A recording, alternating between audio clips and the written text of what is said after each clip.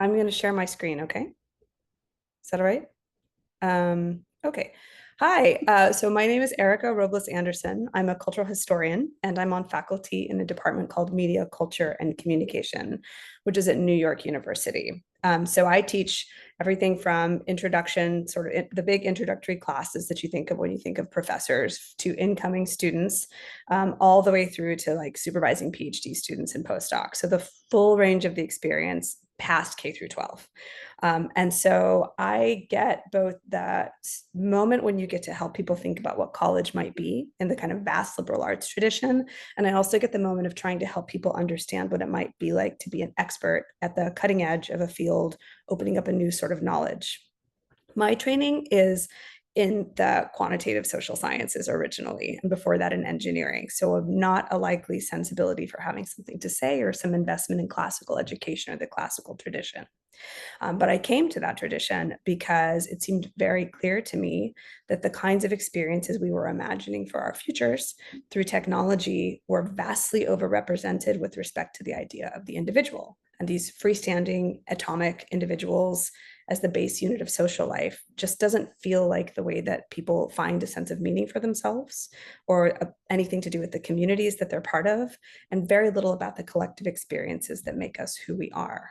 And so I became very interested in trying to understand how to turn that equation upside down and begin with communities and collectivities that prioritize questions of meaning and belonging and togetherness, which I know we heard some about today, and then thinking about the kinds of ways they're motivated to make choices for generating new environments, perhaps innovating, adopting new technologies. And what you find out is that lots and lots of groups that think of themselves as traditional or upholding tradition have many times in human history, and will continue to be so, found themselves at the frontier of finding new ways to organize themselves or to push for new kinds of collectivities.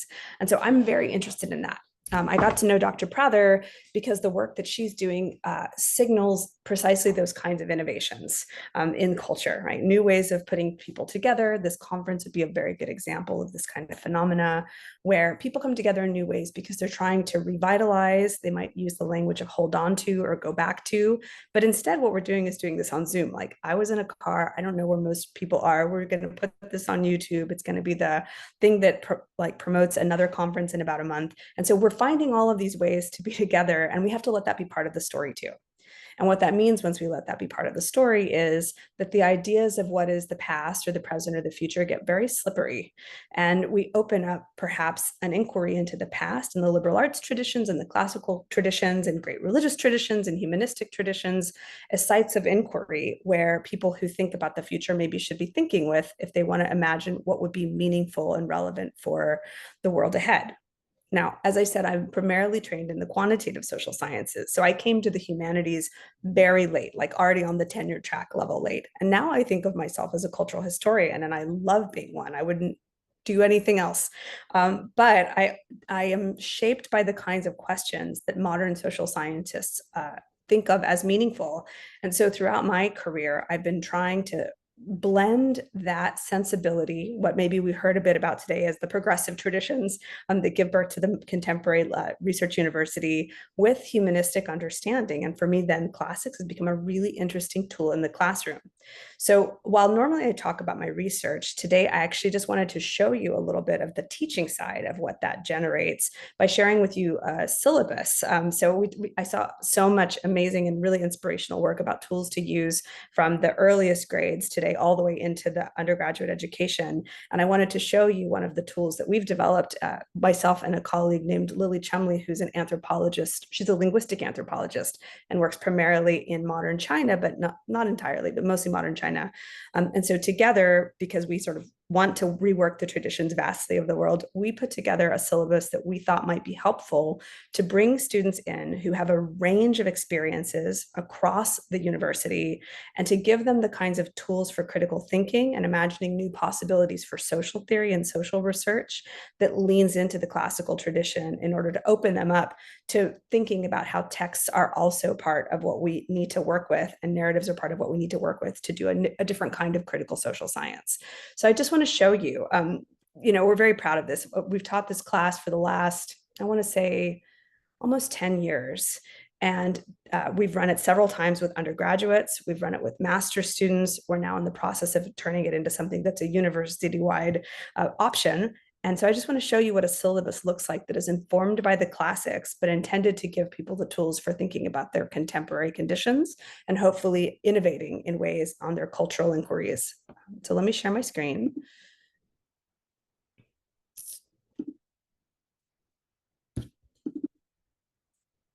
And I'm going to go to view, enter full screen. Okay. So this is a co-development with another colleague. I think that's an important thing to say. And when we start, and it's a class about fame, which is maybe the most seemingly modern concern. So maybe you're familiar with the saying from about Andy Warhol, the artist, who says, in the future, everyone will be world famous for 15 minutes. He says it in about 1968. And since then, obviously, we've added a lot of technology to the mix. And so we are often thinking about what our youngest members of society are going to value as a form of virtue and appearance when they get access to things like smartphones, social media accounts, when they set their ambitions on what kind of person to be when they grow up. And many of them often do report wanting to be things like content creators or involved in some sort of culture industry. And so we try to take that problem head on and say, like, what is this fame thing? And we blow it up by going through, maybe some of you recognize this figure right at the top, who is one of the many versions of Fama of the ancient world. Fama, who makes a very important appearance in the Aeneid, but many, many repeated performances in various epic sagas and texts. And Fama is often contrasted to Fatus or fate, right? The fame has is a herald with many tongues and many voices and can get around the world very, very quickly. But it's often a site of contrast with the kinds of virtues, the kind of I would say Greek and Roman traditions are trying to draw attention to, not exclusively, but we want to start the conversation there for students and open up the project to think about these sorts of questions as an alternative departure point for understanding social relations. So we tell them this, like fame, celebrity, notoriety, renown, whether for 15 minutes or 15 centuries, is among the most enduring of human ambitions. It's a form of social power that confers recognition and immortality, a central force in social life. We speak of famous people, repeating their names, reproducing their images, and telling stories about them. And famous artworks become landmarks of human achievement, keys to understanding civilizations, or markers of what counts as culture. So commerce, politics, religion, these all offer promises of fame, whether for 15 minutes or 15 centuries. And the classical tradition is embedded in this sensibility. So I want to give you a sense of what we do together, right? We use this as a mode of being able to draw across a range of examples, to pull the whole human family of texts into one conversation, whether those come from history, anthropology, sociology, literature, philosophy, religion, or contemporary media. This gives us a way to reflect on ethics, erotics, pragmatics, and pathologies as we think about recognition, what it means to have a good or not good reputation, to live in an honor economy, to reckon with charisma, right? What is that je ne sais quoi that seems to give some people a right to act above or an excess of whatever the social order happens to be, or even infamy or stigma. We think about Oedipus, and what does it mean to kind of take on a tale of downfall as the foundation for a new civilization. So this gives us a way of thinking about various social and historical circumstances, from the very small communities that we find ourselves part of, or that we think about in anthropological records and archaeological records, to enormous hypermediated societies, so that we can consider transformations across space, time, and technological condition. That allows us to do these really interesting comparative moves with students at advanced levels, like thinking about the fame of the oral epic and how it contrasts or relates to the fame of the printed book, or perhaps the photograph. And then we discuss those phenomena ranging from ancient coins to contemporary internet celebrities, from manga and comics to marriage, military campaigns to knockoff designer bags, self-help manuals, and all of the terrors and monstrosities of glorious deeds. We want to provision our students to have an imagination for theoretical research where nothing is out of reach. And part of that is an ongoing ambition to sort of undo this I would say an artificial division between what antiquity and modernity can offer as a set of tools. And so we're really trying to braid here, and I'm very excited about the work. Part of the goal is to teach them to read in new ways and to remind them that reading is a really mysterious activity. It's been with us far before the printed word, right? We read rooms, we read people's expressions. We want to understand reading as a very robust tradition that has oral elements and lyrical components. And so we work with these and we teach them we're going to read like social scientists here. We're going to work with poems, sacred texts, modern media forms, social scientific accounts, anything where meaning is made. We would like to have students who feel comfortable stepping into those genres and reading with us, not just for their own edification or for looking for examples for their own lives, but that there's something really magical about reading together that allows us to see from several social positions simultaneously. And that is what it is to be a contemporary social thinker. It's part of what the tradition of the modern social scientist brings to bear that I want to hold on to. Even if we start to rewind and think about some ways to build out the liberal arts again, I think it's a really robust sensibility that can revitalize as well the utility of the liberal arts by braiding it in new ways. And that teaches us to do things like identify and contrast models of fame, that is, different forms of social power, to understand that social power has changed many times. It doesn't have to be the way it is, and we can recontest values about what constitutes a person, what makes a meaningful or good life, who do we belong with? And we do that through things like concepts of charisma, embodiment. One of my favorites, which sounds big, but we know well, right? Intersubjective space-time. How is it that knowing one another expands the renown of the entire group? We think about brand and person construction, all of those cases of mediation. And then we also build from the classical tradition with analyzing particular cases. So we think about those exemplary lives, right? We're not afraid to take on the lives of the saints or Plutarch's biographies of famous people any more than we would be contemporary business leaders or celebrities or villains or even nobodies, right? What is in a life and what are we learning from the text that is any given person's life or biography or autobiography, no matter who they are? Fame in this sense becomes an enduring question, not a product of the modern world at all or its mediations. And then we teach them to do research. Through this vast archive and corpus of possibilities, we want people to be doing observations, interviews, discourse analysis, archival research, ethnographic work. We want them to make new media forms and to understand that they can bring those media forms into conversation together with people who have partial understanding, and that's enough, that the relation will hold an inquiry.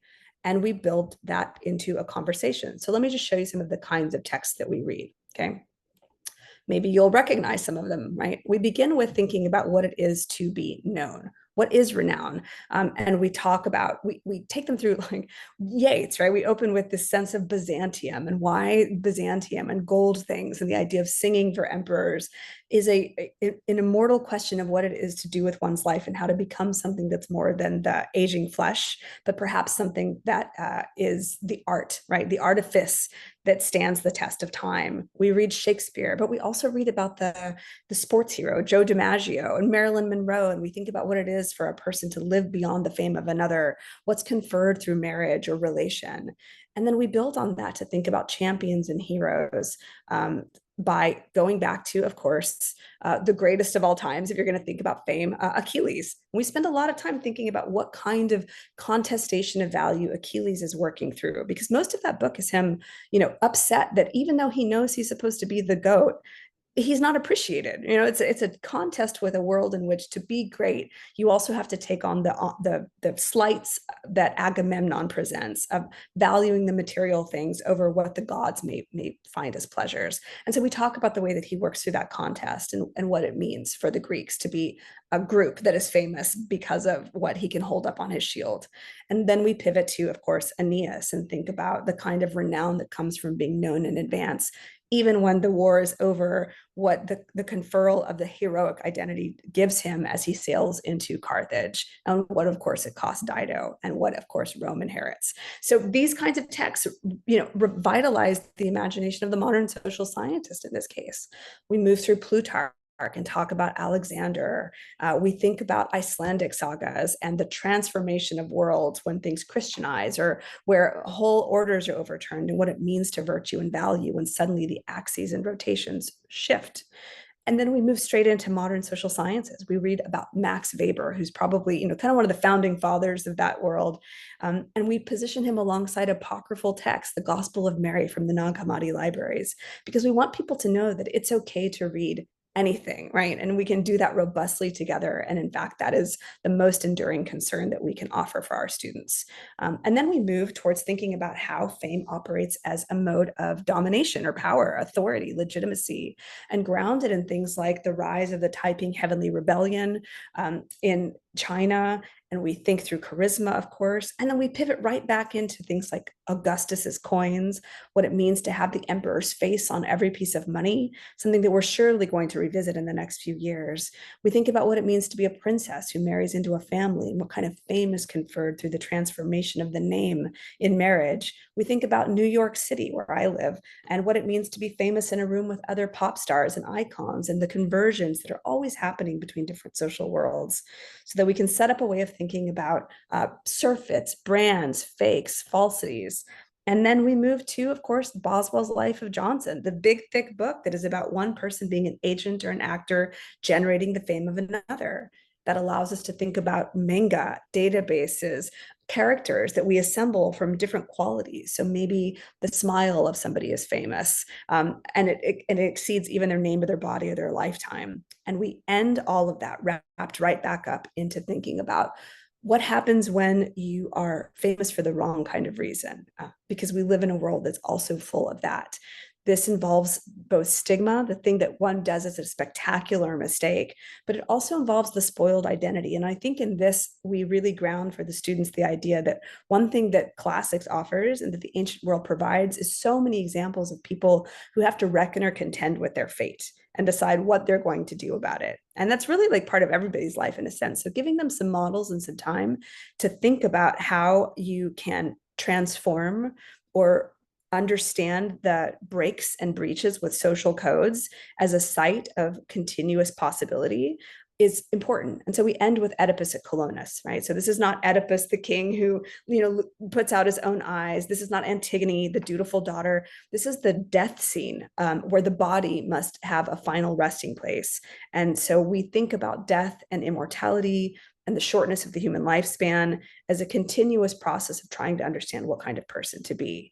And so I just wanted to leave this as the kind of opening, like, I guess, salvo in a conversation I hope we can have in person to fold back into two things. First, how can we imagine a classical tradition that pulls generously from many literary sensibilities and also contemporary social scientific works to revitalize, I guess, training for the mind broadly conceived? What kinds of riches or possibilities would we want to put together? And the second thing is just a flag that I'm very interested in collecting these pedagogical examples, because reinventing the tradition has a very robust history, but it's not one that we often document enough. So as a cultural historian right now, I'm working on a social history of the classical movement, particularly the classical Christian movement. And so if you have conversations you'd like to have and you want to talk to me about your organization or how you're innovating with pedagogy, I would love to hear that and treat as important the oral history that is this kind of continued enduring concern for the great conversation.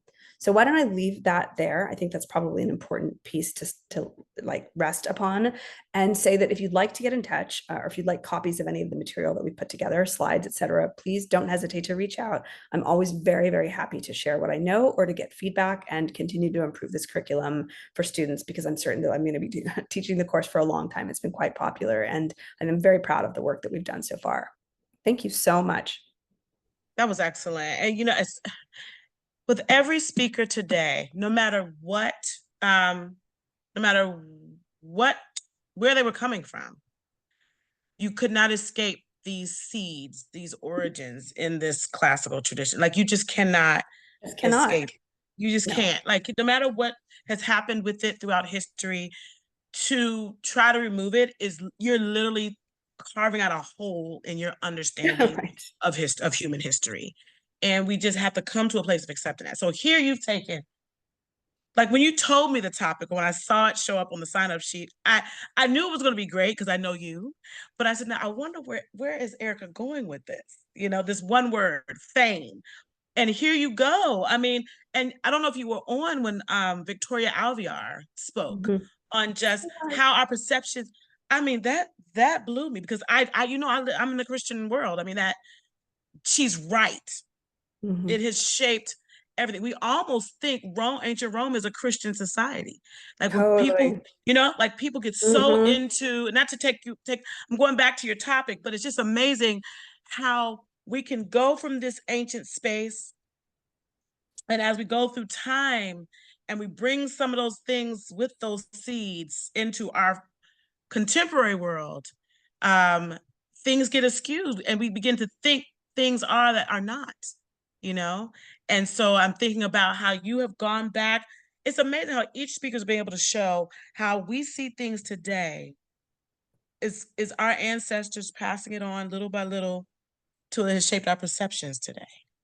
Well, and I think one thing that really stands out about that is that we're doing that shaping, right? We're also participating in Yep. authoring the Yep. conditions of Yep. knowledge. Yep. Yep. So I think trying to get people to be a little less afraid of hearing traditions that they may not think are their own, right, is part one. Yes. And part Yeah. two is don't think all the great stuff's been written, right? Like Yes. there's so much room to write new plays. Like I just read a great novel by somebody who's it's so contemporary, it's full of like little social media bits, but her Mm. inspiration is Ovid's Metamorphosis, you know? And and it's like, so be unafraid to work with the materials that you have. Mm-hmm. It's yours to Mm-hmm. work with, and you don't have to It like is. all, you can wrestle with it, right? Yes. I myself am, secular. I think Yes. about biblical text all the time, and Yeah. so this is part of what it is to be a human being. And Yes.